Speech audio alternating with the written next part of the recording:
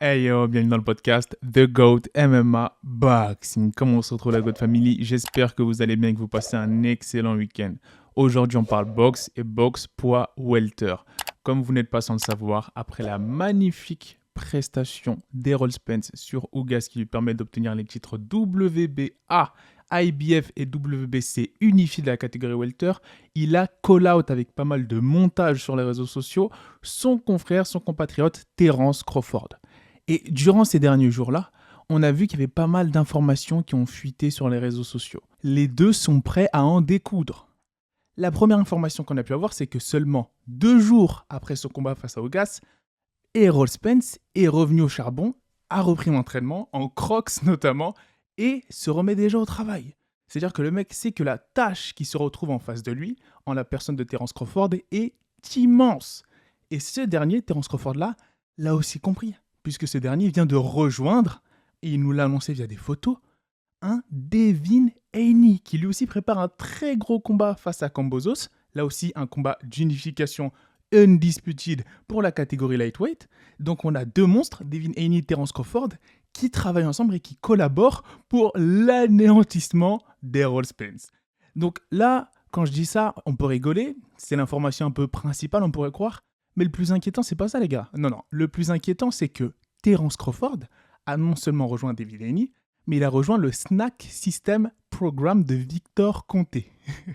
Alors là, je vais vous expliquer rapidement, pour ceux qui ne savent pas, ce qu'est le Snack System Program. Déjà, il faut savoir que Snack, ça a été créé par Victor Conté en 1987 et c'est une société de compléments alimentaires sportifs. C'est un peu les pionniers dans ce domaine-là. Victor Conté, qui est très connu à l'international pour savoir ce qu'il faut donner à un athlète pour performer. Il a notamment créé aussi les laboratoires Balco en 1984, si je ne me trompe pas.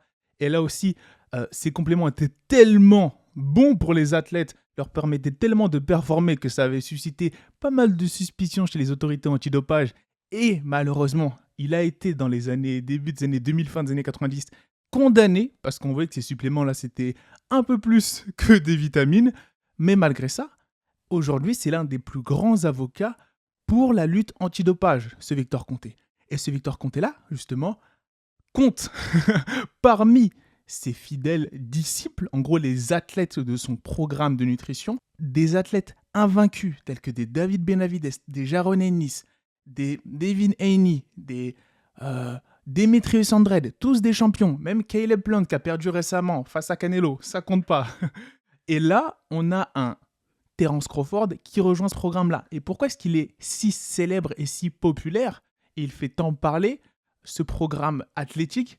C'est notamment grâce aux infrastructures peu commodes qu'ils utilisent et qui leur permettent de vraiment élever l'entraînement de ces athlètes-là à un autre niveau. On parle là de beaucoup de travail de sac sous masque à altitude, notamment dans des bulles où l'oxygène est extrêmement réduit, un gros travail athlétique, beaucoup de spécialistes, sans parler de tous les compléments qui sont mis à disposition d'une très grande qualité d'après ces athlètes-là, qui permettent à tous ces boxeurs du Snack Program de performer au plus haut niveau.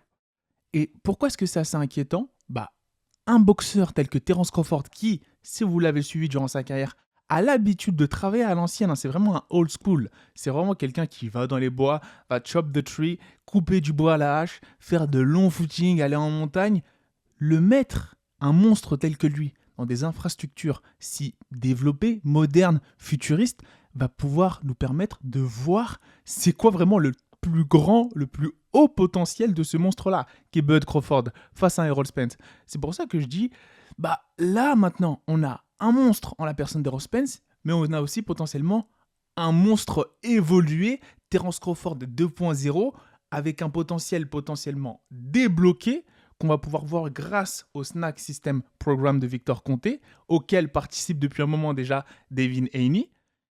Et ça risque de faire très mal. Parce que Devin Haney, c'est un boxeur, que moi je considère comme étant très bon, mais d'un point de vue technique, pour moi, c'est pas le meilleur. Vraiment, c'est aussi ses qualités athlétiques et son débit qui lui permettent de vraiment dominer, en plus de ses qualités techniques, ses adversaires. Donc quelqu'un qui est aussi fort que Terence Crawford, qui maîtrise les deux gardes à la perfection, southpaw, fausse patte, et orthodoxe, qui va arriver et qui va pouvoir débloquer tout son potentiel athlétique, c'est inquiétant pour le clan Errol Spence. Là, à Dallas, va falloir travailler encore plus.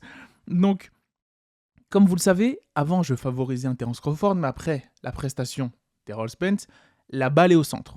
Pour moi, là, vraiment, il faudra que j'étudie en profondeur ce match-up et que j'essaye de voir qu'est-ce qui va pouvoir me permettre de dire qui a l'avantage. Mais un combat comme celui-ci, c'est de l'or.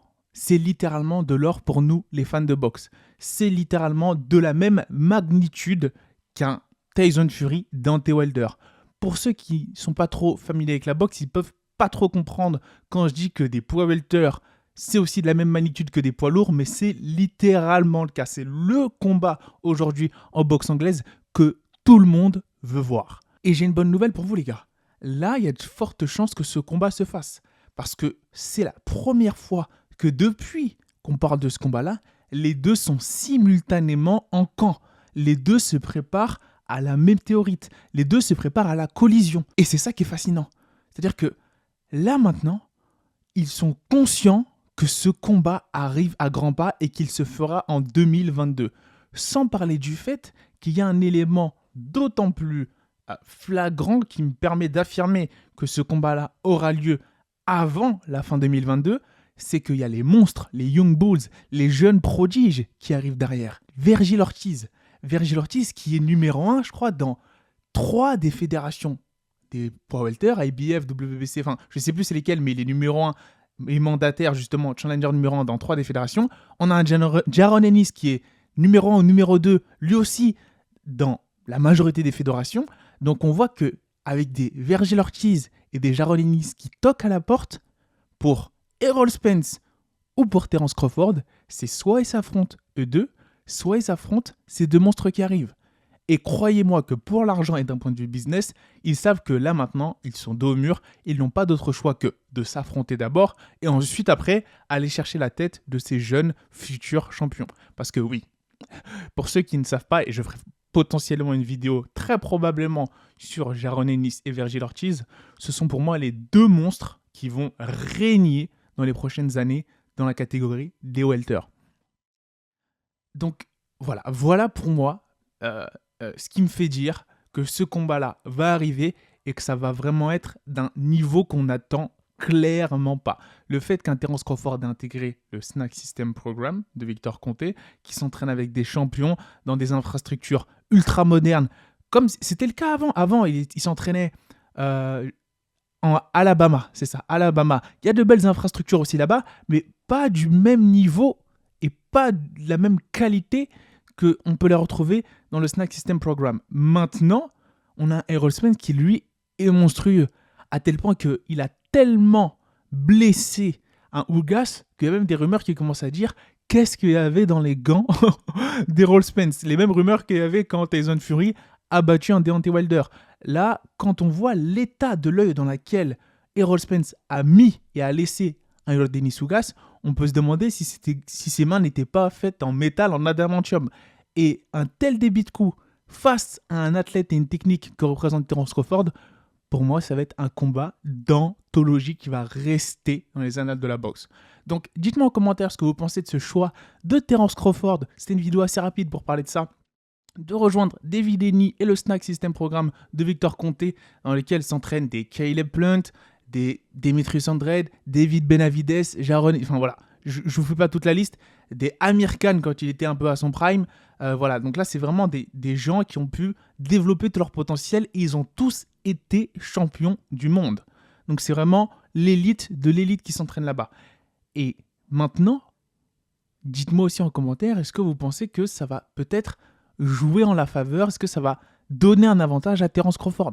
Dites-moi vraiment ce que vous pensez du fait que, est-ce que Devin Haney va pouvoir donner cet avantage à Terence Crawford ou est-ce que, à l'inverse, Terence Crawford va pouvoir permettre à Devin Haney de s'assurer la victoire face à Georges Kambosos? Voilà, c'était tout, c'était une vidéo assez rapide. Dites-moi en commentaire ce que vous en pensez. N'hésitez pas à liker, partager, vous abonner. On continue à débuter les vidéos. N'hésitez pas à vous abonner au Twitter, au Instagram et au TikTok. Et sur ce, je vous dis peace. give me 5, give me 10, call me daddy. Everybody.